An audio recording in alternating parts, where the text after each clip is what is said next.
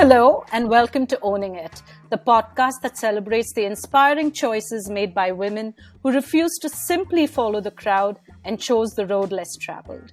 I'm your host, Sandhya Thukaram, and in each episode, we'll have real conversations with these incredible women who choose to carve their own path because following just isn't an option. They may not be making headlines, but every one of them is a role model. So join me and let's explore the power of choice and the inspiration it brings right here on Owning It. My guest today is Sweekruthi, co-founder Now Boarding Cafe. Sweekruthi and I met as colleagues, and I was immediately struck by her quiet confidence and clear thinking. My admiration for her grew as she chose to follow her passion, quit her job, and set up a board games cafe. In our conversation, she talks about the learning, the challenge, and the joy of owning it. Hi, Sweekruthi. I'm so excited to chat with you. The theme for our conversation today is really what it means to follow one's passion, right? I've always felt passion is an overrated word because you go to interviews, people say, I'm passionate about something, and it's the most inane job. But in your instance, I've actually seen what it means to follow your passion. So I'd love for us to talk about that. And where I'd like to start, Sweekruthi, is before we get to what your passion was, perhaps a little bit of your journey and your career before you decided to be an entrepreneur. Yeah, hi Sandhya. It's absolutely fantastic to be here. It's a new journey as well, so I'm really excited to share my journey, and hopefully people will take away something from it. If not, at least it'll be an entertaining watch or listen for them, right? So I started off my career per se with Teach for India. I was a teaching fellow in a government school for fifth and sixth graders. It was a classroom full of 50 kids. I was there. I was teaching them everything that I could possibly think of. Right? I was assigned to teach English and math, but in a classroom, I never thought that learning stops at what is in a textbook. I learned so much about their lives. It was a learning journey for me as well. Those 2 years, I have learned what life meant for these kids, what life actually looks like outside my own bubble. I lived with people that I always knew from I don't know time immemorable.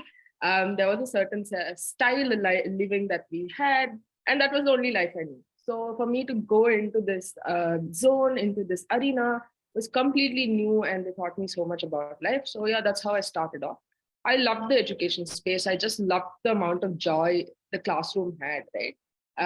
We did really fun things. We danced when we felt like it. We said, okay, we're not going to learn today. We're going to shut off our books. We just play some music and we'll dance.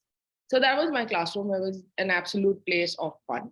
And through that, I actually also figured out how to teach using games. Right?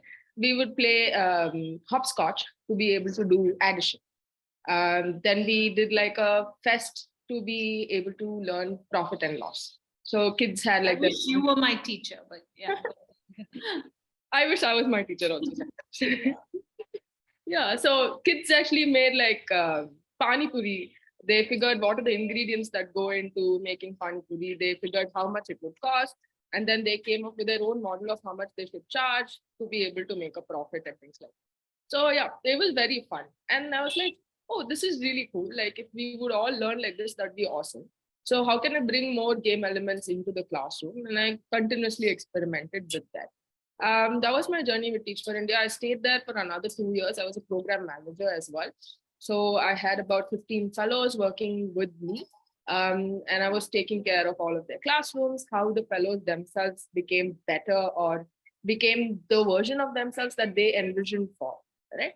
That was my other 2 years. And then I did a bunch of different consulting roles because I learned best by doing. I've never been like, oh, I'll sit in a classroom, I will learn. So I'm like, okay, I need to expand my horizon. I really like the ed sector. Let me see what else is there. So I picked up everything that I could find, all the consulting gigs, and that led me to game, which is where I met you, obviously. And that was a beautiful journey as well, just to be able to like work through layers to understand what it means to push people without having any actual say in what they do. That was great. And during all of this is when now boarding actually started during the I pandemic. want you to hold that thought. Yeah. Before we get to now boarding, I feel like you left an important part from what I know. You also happened to meet a partner who had in your personal journey, because I do think that is an aspect, and not to pry into your personal life, but you did have a fellow game lover. And Yep. by game lover, I don't mean our organization, but the games and quizzes. Yeah, I'd like you to add just that little bit of flavor, and then we'll talk about. Sure. So I met Avikant during Teach for India. He was a year junior to me in the Teach for India scenario. He was teaching the classroom next to mine. We initially, our teaching styles were very, very different. So we're like, hey, this is not working for you. This is not working for me. We'll not come into each other's classrooms. But as we spoke a little bit more, we understood that we wanted the same things. We wanted children to have fun. We wanted them to learn through that. And a lot of the board game aspects that I got into my classroom were thanks to him. Right? He played board games a lot more than I did, so he had more exposure to it. So through conversations, he's like, "Hey, you could do that. You could do that." So I was like, "Yeah, great." That's how we pretty much met. That's how it started, and then we kind of knew that we wanted to be together as well. So personally, as well, he became my partner, not only in the classroom or the school setting as well. We played a lot of board games during the pandemic. So yes, he is a board game lover in all sense. Okay, so two board game lovers come together professionally and then personally, and then you talked to us about the time you were at game, and then let's get to the point where you decided to explore an entrepreneurial journey, and tell us about that. So dad is an entrepreneur. At age 5, I think if somebody asked me what you wanted to do, I would say I will have my own business. I will do exactly what my dad does. Wow. Not knowing anything about what a business takes to be run, what it means to have a business, what all you have to do. I just didn't know any of it. I'm like, I will do what dad does. I know he takes a keys bag every single morning. He takes that bag and he goes to shop and he comes back. I'm like, I want that life. That's exactly what I want. Right. So it's always been a dream. Being an entrepreneur is just the kind of life that I've seen for myself. So I knew it was going to happen. I just didn't know how it was going to happen. During the pandemic, we played a bunch of board games. So actually on one of Avikant's birthdays during the pandemic, I got him 24 board games, one for every hour of the day. Wow. And we spent the entire day just playing board games. We'd pick a game, we'd learn how to play it for that hour, and then I'd have a new board game for him. Oh my gosh. Because it was the pandemic. We couldn't go out anywhere. I knew he loved this. So I'm like, okay, this would be a perfect day for him. So that's what we did. And yeah, when the pandemic started to open a little bit, we enjoyed having friends over. We started hosting board game nights for them. We also did like a murder mystery night. So we gave everybody characters. We're like, hey, a murder is going to happen in the house. So we figured we really liked hosting people, teaching them games and all of that. We went to a Catan tournament one of the days. And I was like, hey, it was a small, cute cafe. They were playing Catan. I'm like, this is fantastic. Why couldn't we do this for ourselves, right? We love to play games. We like to host it.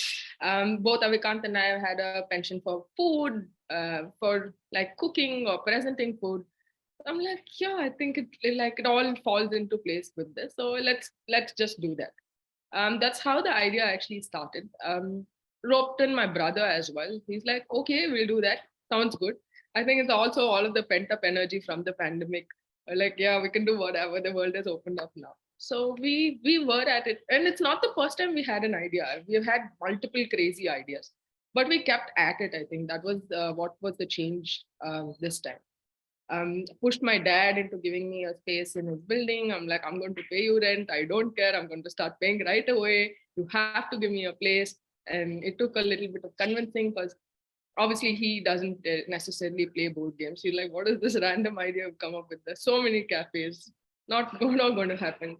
It took a little bit of convincing to be able to like push him, push my parents as well. We're like, okay, we'll put in all of the money that we have. We'll do this. So completely bootstrapped the whole thing. Put all of our savings in it. We did multiple jobs during the time just so that we'll be able to pay off all of the vendors to be able to get the cafe. It took us about 8 months to get the cafe running. in this 8 months, and I want to get to post the 8 months. In the 8 months, like I saw you in a sense through those 8 months, right? And I know how that passion transcended. Were you scared a bit, or not at all? Absolutely.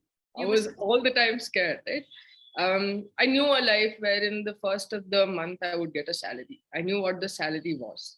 And then I was going into a life where the first of the month I had to pay salary to people without knowing how much money was coming into my account. And like I said, I already bootstrapped. We put all of the money that we had into getting the cafe up and running, which meant we started from zero when the cafe started. I was like, okay, if this doesn't work, then we are done. We have nowhere to go. How will we pay off the people that we are going to hire? I was extremely scared. Didn't know if it was going to work. Also, none of the people that we know in our first circle ever have like a food and beverage uh, outlet, right? So we were venturing into a completely new kind of a field. We didn't know anything. I didn't know how to even cost food. So on the day of our opening, we were sitting with an Excel sheet. We were like, this is the price that we're going to put for our food. Just randomly. We didn't know how to do this. We didn't know what was the cost of the food. We're like, okay, this is what we're going to think is going to work. And just we put the prices. So it was that. No, almost your fear sounds exciting more than scary. But I guess it's because you wanted this so badly. But I want to talk, and this is also to keep things real, right? One is this passion. You understand the stakes. You're scared because, hey, this has to succeed. You've put in all your money. So that's where it is. But what are the actual day-to-day challenges that you experienced in this?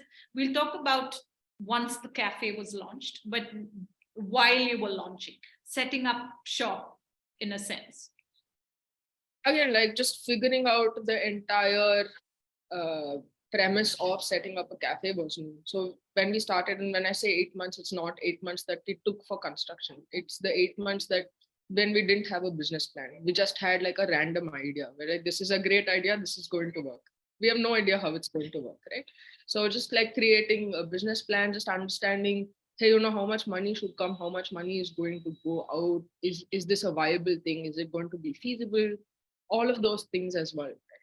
We took about good 1.5 months. Every night after our jobs, we used to sit at home, have like long stretch conversations, try to listen to people who have been in the place, who have done some things. We had like at least 50 conversations with different kind of food consultants just to understand what the market was like, if there was like a scope for anything like this, what kind of food would sell, what kind of food can you store for a couple of days without it going for waste every single day. So those were all things that we needed to figure out. And day-to-day challenges were plenty, just finding the right people for the job.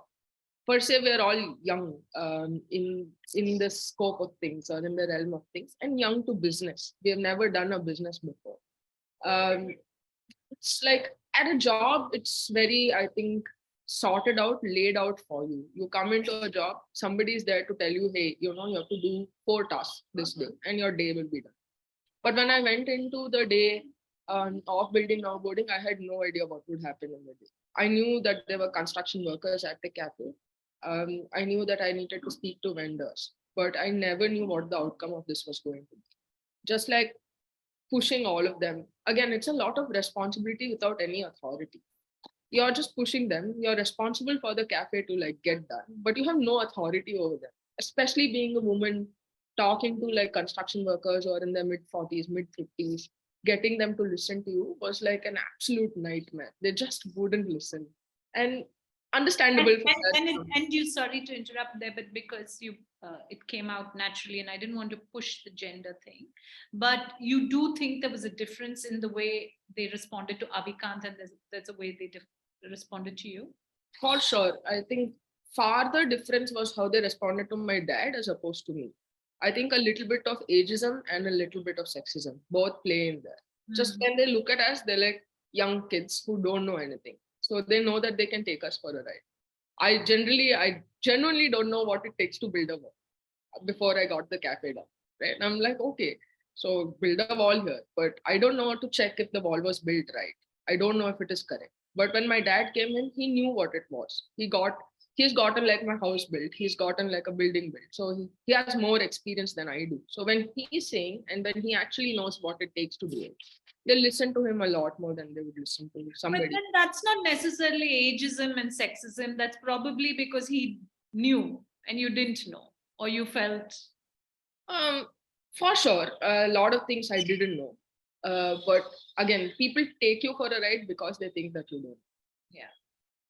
If I went in with like the entire thing of, hey, I know all of this, maybe it would have been a very different journey. But that's not who I am. That's not who I want to be. So, yeah. No, so these were your challenges setting up.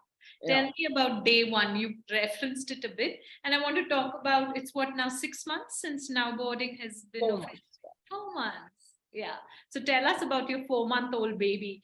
Day one and then 4 months in a sense. So I think till day one, we were like, it's a board game place. People will come play board games. Food is secondary to this entire place. On day one, I think half an hour into service. Now I call it service. That time I was like half an hour into opening the cafe. I figured that food was not on many tables. They'd ordered and food was not there. I was like, oh wow, what is happening? This is not what I see when I go to a restaurant. So this should not be happening in my cafe as well. Um, and I went up to the kitchen, and that's pretty much been where I live through the rest of my 4 months. Right? The kitchen has become my space. But on day one, the half an hour that I was there, the first time I took a KOT, which is the kitchen order ticket, and I said, hey, this is the order that we have to make. I think that changed my life forever. And it's just like I've grown up watching MasterChef. And I've seen all of these chefs when they're doing like a pass, they're reading out the KOT. They're like, I need this to get done in 2 minutes. I need that to get done in 2 minutes. And every time I watch MasterChef, I'm like, why is he saying that? It's not that easy. How will they cook in 2 minutes? And I was there doing the exact same thing. I was like, oh my God, what am I doing? I'm doing exactly what I said I shouldn't be doing. But it just needed to be done, right? People needed to be fed, they needed to eat, they needed to leave. I needed my tables to get cleared, I needed more people to sit down. Yeah, so I didn't ever imagine that I would be doing that. All I imagined before setting up the cafe is that there are going to be 200 plus board games here. I need to learn at least 50 of them so that I will table it to people and teach them how to play. That was my entire job description before I set up the cafe. Wow. Once I set up the cafe, my whole job changed. I was like, oh, I am now in charge of running the kitchen. This is what I have to do. Yeah, so I think that was day one, and it was so exhilarating. I can't tell you. When we closed the cafe and when we said, oh, these were all of the orders that we have served today, these were all the people that we fed, and this was the feedback that we got. It was fantastic. What are your current challenges? It's still early days, I understand.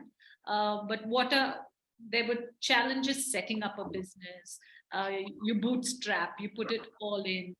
And then you have your cafe. It's real. What Yeah. are the challenges of a real project, passion versus the idea? There's so many, I don't know where to start. But yeah, I think being in a hospitality industry, it's very, very important how people perceive us. All it takes is going to be 10 bad reviews, bad feedbacks for us to like not be on the face of the planet anymore, right? Like, that's all it would take. So just having this genuine but also intentional conversation with all the customers that walk into the cafe is tiring. It's very, very draining, exhausting. Right? You really want to know them, you want to understand why they came to the cafe, how you could like help them better. But it also has to be intentional. You really want to know what the feedback they have for you. If that feedback is coming from a good place, what you have to take in, what you don't have to take in. Things like that. So I think that is one of the biggest challenges that we have, especially because we're a small team. It's pretty much me, Avikant, and some days my brother joins in. So for three of us to have conversations with about 200 people on an everyday basis is so hard. And sometimes you get muddled, right? Like you don't know what who said. Apart from that, I think at this moment, I have about 7 staff at the cafe. All male staff, unfortunately or fortunately. That's how the hospitality sector works at this point.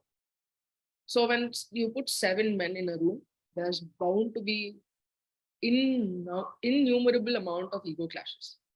And I have to deal with this every single day. So every day, almost for the last 2 months, they've had fights. They're like, hey, he's not listening to me about this. He's not listening to me about this. So I've had to sit people down. I've had to do like a 360-degree conversation with them. I'm like, hey, this is what is coming out to me. So what do you think is happening? And all of this is new for them, right? It's not like I'm talking to my fellows who have been trained to like listen to these. Yeah. These people are just like absolutely new. They're like, what is she saying? Why is she saying? We are having a fight. We just want to fight it out. But I can't let them keep fighting in the cafe. So yeah, I think managing the staff is really, really difficult. A lot of the times I see how my manager would have felt when I did a certain thing in a certain way. Right now I'm on the other side of the line. I do want to be firm, but I don't want to come across as strict or uncaring. So drawing that boundary, drawing that line, to be able to make them feel like they are cared for, they're actually valued, but they also don't take me for granted, is again very difficult. Um, yeah, but otherwise, at this moment, I can say that we have a lot of things sorted. In the first month, it wasn't necessarily true. We didn't have vendors for a lot of things. It was us running to supermarkets to even buy like a kg of rice.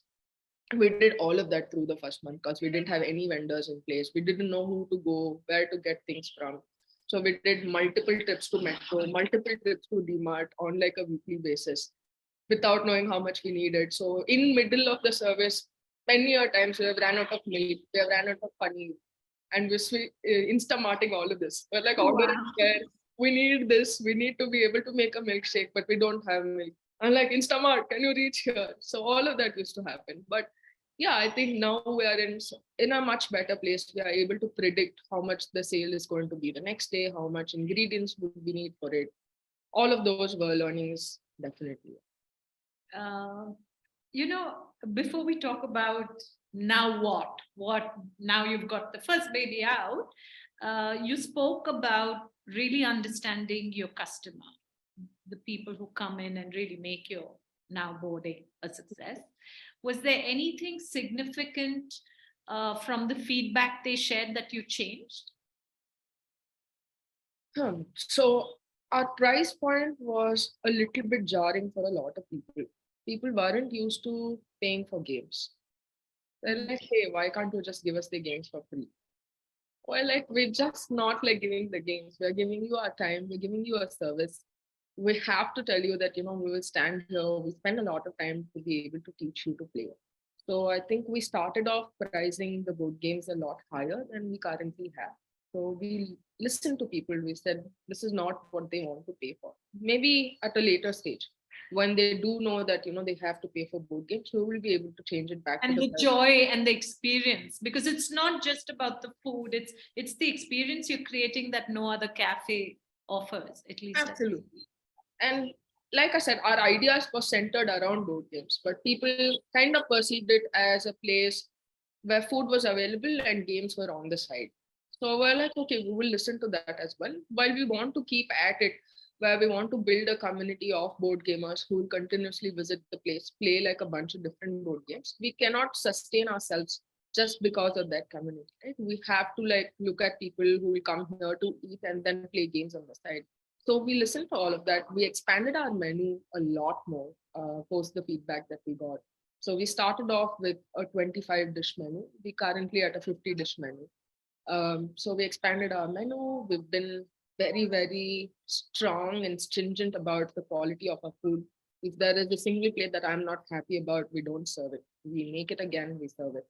And we also changed the price point of the board games. We've offered a lot more discounts on it, a lot more. Has that made a shift, Sweekruthi? Are people now willing to play board games more? Absolutely. I think there was an entry barrier.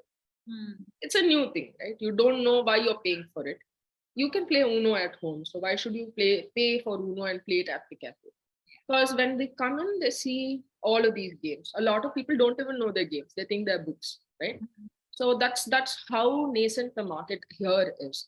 There are more mature markets. There's markets in Chennai, there's markets in Mumbai, where a lot more board game cafes are actually there. And so they have like a more mature clientele that comes in. We don't have that in Bangalore as yet, especially in South Bangalore where now boarding is. Maybe in Kormangla, Indranagar, the market would have been very different and we wouldn't have to do this. But where we are, that was the entry barrier to a lot of them. So when we started offering these discounts, actually in the first 2 weeks, we said, you're here, we don't want you to leave. Play a game for free. It's on the house. We will teach you, we'll help you play. After that, if you like, you can pay for the game.